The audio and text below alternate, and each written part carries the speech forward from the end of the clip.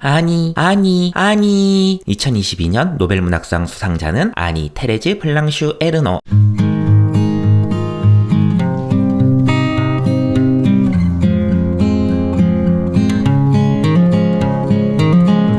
안녕하세요, 곰사장입니다. 북극 서점에 와주셔서 감사합니다. 오늘 아무 말이나 해볼 책은 아니 에르노의 세월입니다. 한림원은 2022년 노벨문학상 수상자로 아니 에르노를 선택했습니다. 수상자 선정 뉴스를 읽으면서 작가의 수상 소감을 봤어요. 그중 작가가 자신의 책에선 세월을 먼저 읽기를 추천한다는 글을 본 것 같은데 어디서도 다시 찾질 못하겠네요. 그걸 보고 세월을 먼저 읽자고 결심했는데 그 기사를 어디서도 다시 찾지 못하겠어요. 하지만 어찌됐든 여러 책 중에 세월을 먼저 읽어보게 되었습니다. 에르노의 책은 상당히 얇은 편이어서 몽땅 읽고 쉽게 읽을 만한 책을 추천하는 순서로 컨텐츠를 만들려고 했는데요. 세월은 조금 두껍기도 하고 감상도 길어져서 한 권을 영상 하나로 만들게 됐습니다. 주고 싶은 별점은 3개. 세월 자체의 이야기는 정말 단순합니다. 1940년에 태어난 작가가 거의 칠순이 되어 자신의 인생을 돌아보는 책입니다. 그래서 정말 다양한 모습을 읽을 수 있었어요. 성과 인생에 눈을 뜨기 시작한 청년의 모습, 결혼을 하고 아이를 낳아 키우는 생활인의 모습, 여성의 신체 자유권을 위해 목소리를 내는 투사의 모습, 다 큰 아이들과 여유를 가지는 부모의 모습, 그럼에도 아직 내 삶을 꿈꾸는 노년의 모습까지 어떤 모습에 자신을 투영하냐에 따라서 받아들일 수 있는 게 다르겠지만 사실 현재 한국에서 살고 있는 사람과 1940년생 프랑스 여성 작가가 얼마나 큰 접점이 있겠어요. 그래서 작가와 대화를 나눈다는 느낌보다는 모노드라마를 보는 듯한 느낌을 많이 받았습니다. 여성, 인생, 담담한 어조에 방점을 둔 책을 찾으신다면 이 책이 꼭 맞으실 거예요. 하지만 많은 분들께 쉬운 책은 아닐 것 같다는 생각이 듭니다. 그럼 오늘도 본격적인 이야기를 하기 전에 표지부터 함께 살펴보시죠. 색깔이 너무 예쁘지 않나요? 책에서 이야기하는 세월을 색깔로 뽑아내면 이 표지에서 쓰고 있는 이런 갈색일 것 같습니다. 뭔가 프랑스 감성이 물씬 느껴지는 깔끔하고 예쁜 표지였어요. 너무 깔끔해서 많이 할 말도 없네요. 그럼 빠르게 내용을 살펴볼까요?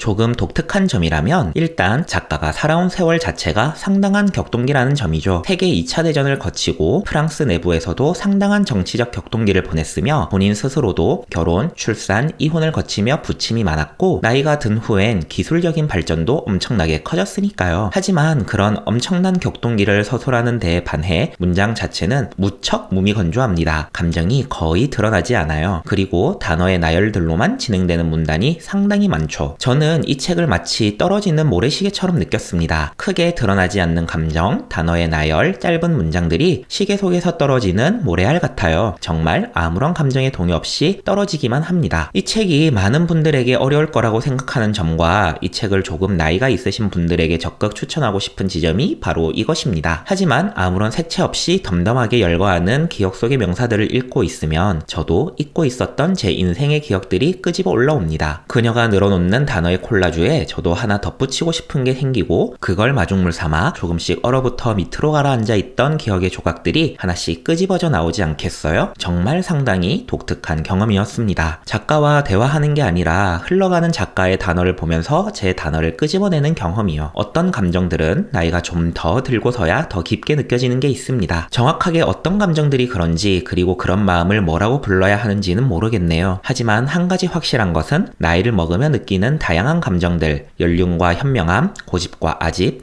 건망증과 망각, 아쉬움과 후회를 좀 더 겪고 나서야 알 것 같은 모호한 느낌이 있다는 거죠. 이 책은 이런 은밀한 모호함을 작가는 작가의 독백대로, 저는 저대로의 독백으로 꺼내놓는 느낌으로 읽을 수 있었습니다. 저는 세월을 이런 맛으로 읽었기 때문에 과연 10대, 20대인 아직 어린 분들께서 이 책을 읽으실 땐 어떤 게 남을지 잘 모르겠습니다. 젊으신 분들께서 읽으셨을 때의 감상이 무척 궁금하기도 하네요. 어떤 말들은 나이를 지그시 먹은 화자가 이야기했다는 것만으로도 무게가 더해질 때가 있습니다. 이젠 정말 오래돼버린 예능 꽃보다 할배에서 선생님들이 인생 마지막 죽음이라는 말을 하실 때 뭔가 가슴을 울리는 게 있는 이유는 인생의 궤적에서 오는 거라고 생각했거든요. 이 책은 누구에게나 쉽게 읽힐 만한 책이라고 말하고 싶진 않습니다. 하지만 작가가 인생을 덤덤하게 회상하는 모습을 함께 바라볼 땐 나 역시 반추할 만한 삶의 궤적이 길어진 시점에선 함께 회상하고 울고 웃을 수 있는 나이 많은 친구 같은 책이 되어줄 거라 믿어봅니다. 50살이 되어서 60살이 되어서 다시 한번 읽고 싶어졌어요.